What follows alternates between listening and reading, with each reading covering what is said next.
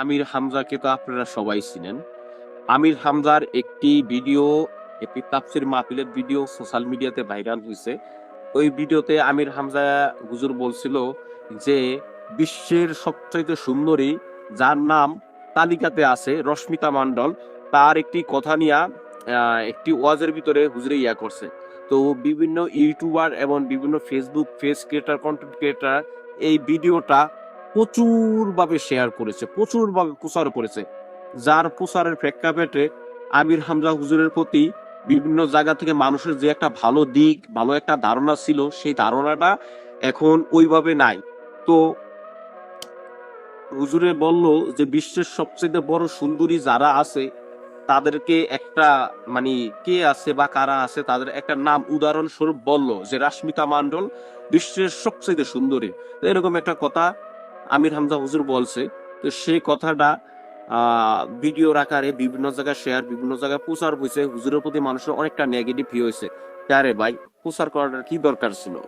আপনি যদি দিন ইসলাম প্রচার করে থাকেন, সত্যি যদি হুজুরকে ভালোবাসেন, ইসলামকে ভালোবাসেন, ইসলামের ভিডিওগুলো শেয়ার করে থাকেন, তাহলে আপনি রাশ্মিতা মণ্ডল, আমির হামজা রাশ্মিতা মণ্ডলকে নিয়ে কি বলছে না বলছে এটা আপনার শেয়ার করার দরকার ছিল কি?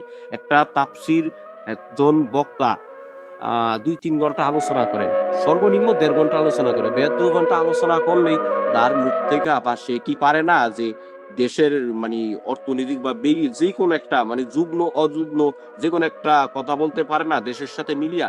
তো হুজুরের সেই কথাটাই বলছে যে বর্তমানে বিশ্বের সবচেয়ে বড় সুন্দরীর খাতায় তালিকায় নাম লেখা আছে রাশ্মিতা মণ্ডল।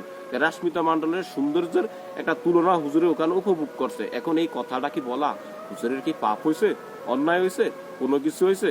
এখন যদি আপনি ইসলাম প্রচার করে থাকেন, যদি আপনি ভিডিও ছাড়তেই হয় ইউটিউবার ভাইয়েরা, তাহলে হুজুরের এই ভিডিও ছাড়বেন কেন? আপনি হুজুরের যে কোরআনের আয়াত নিয়ে ওয়াজ করে এই ওয়াজটা ছাড়েন, হুজুরের যে কোরআনের রেফারেন্সটা দেয় রেফারেন্সটা ছাড়েন, হুজুরের যে সুন্দর ইসলামিক নিয়ে, সুন্দর টপিক নিয়ে, সুন্দর বিষয় নিয়ে আলোচনা করে এগুলা ছাড়েন। তো এগুলা ছাড়লে তো এই ভিডিওগুলাই আপনার মাধ্যমে আরো ১০ জনের কাছে যাবে, ওই ১০ জনের থেকে ২০ জনের কাছে যাবে, এইভাবে যাইতে যাইতে যাইতে যাইতে তো এই ভিডিওগুলো এক এক সময় যে চাই এই কোরআনের রেফারেন্সে হুজুরে কি বলছে এগুলা দেখে তখন দেখা গেছে আপনার মাধ্যমে আরেকজন হেদায়েত হইতেও পারে।